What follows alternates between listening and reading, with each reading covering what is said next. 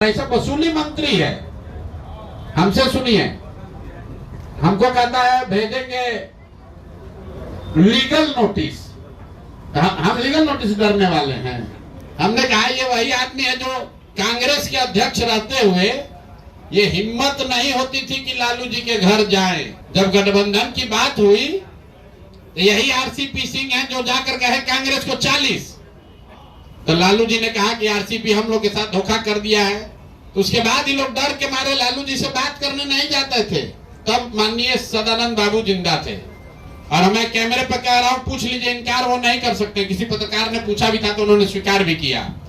ये दोनों लोग, सदानंद बाबू और तब के कांग्रेस के अध्यक्ष, ये आकर हमारे कमरे में बैठे रहते थे कि प्रशांत जी, लालू जी से आप बात कीजिए। हम लोग जाते हैं, बड़ा बेइज्जत करते हैं हमको, और ये हम लोग को राजनीति सिखाएंगे।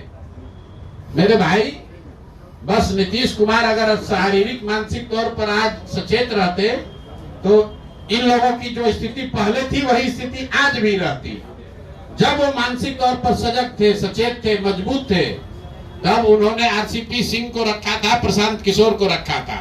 जब वो शारीरिक मानसिक तौर पर आज कमजोर पड़ गए हैं तो जो 4-5 लोग हैं वो सब वो गिद्ध हैं जो अब उनको नोच रहे हैं। उनकी गरिमा, उनका लेगेसी, जो कुछ भी नीतीश कुमार के बारे में बिहार के इतिहास में लिखा जाता अच्छा, वो आज गलत लिखा जाएगा। अगर मुझे कुछ साथियों ने कल बताया कि पत्रकार बंधु कह रहे हैं कि भैया कैंप में आप प्रेस कॉन्फ्रेंस करते हैं, वहां गर्मी बहुत लगता है, तो भैया कभी कभी आप लोग भी गर्मी का मजा लीजिए, ताकि बिहार की जनता किस परिस्थिति में रह रही है उसका एहसास आपको पहले से भी है। थोड़ा थोड़ा उसका अनुभव हम लोग को साथ में भी मिलके करना चाहिए। आप सबका इस गर्मी में आने के लिए स्वागत। और सबसे पहले दिल से अपने बड़े भाई आरसीपी सिंह साहब का इस व्यवस्था बदलाव के अभियान में जुड़ने के लिए, साथी बनने के लिए इनका हृदय से धन्यवाद कर रहा हूं, इनका आभार व्यक्त कर रहा हूं। अब आज से सबसे ज्यादा टीका टिप्पणी लोग करेंगे कि आरसीपी जी जनसुराज में शामिल हुए, कि प्रशांत किशोर गए, कि कौन ऊपर था कौन नीचे था।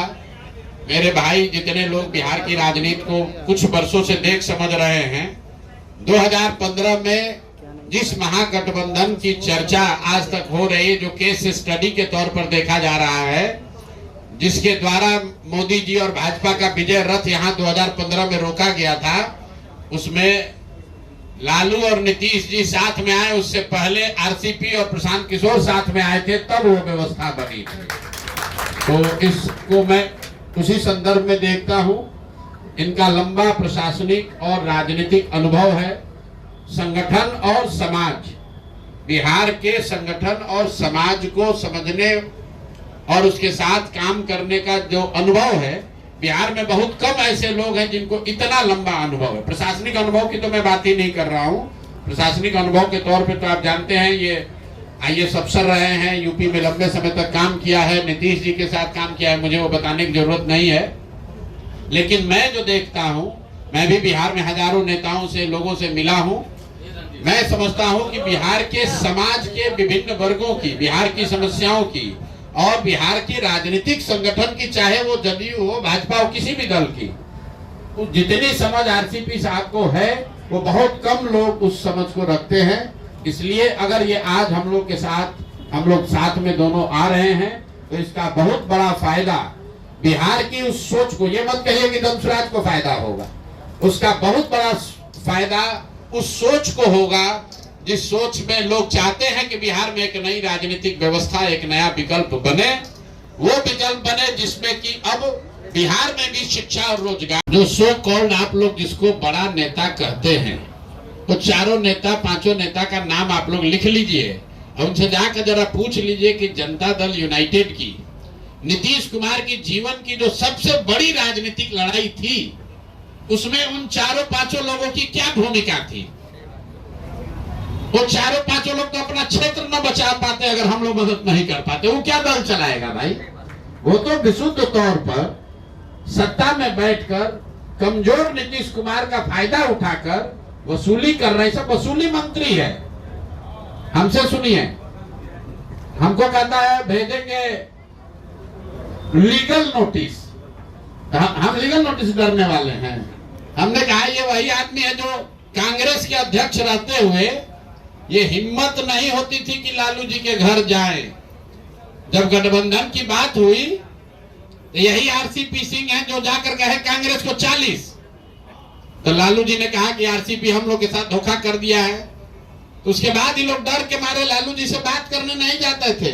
तब माननीय सदानंद बाबू जिंदा थे और मैं कैमरे पर कह रहा हूं, पूछ लीजिए, इनकार वो नहीं कर सकते। किसी पत्रकार ने पूछा भी था तो उन्होंने स्वीकार भी किया।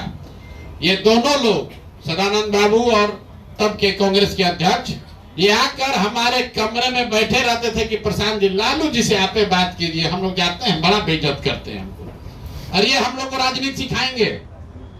मेरे भाई, बस नीतीश कुमार अगर शारीरिक मानसिक तौर पर आज सचेत रहते तो इन लोगों की जो स्थिति पहले थी वही स्थिति आज भी रहती।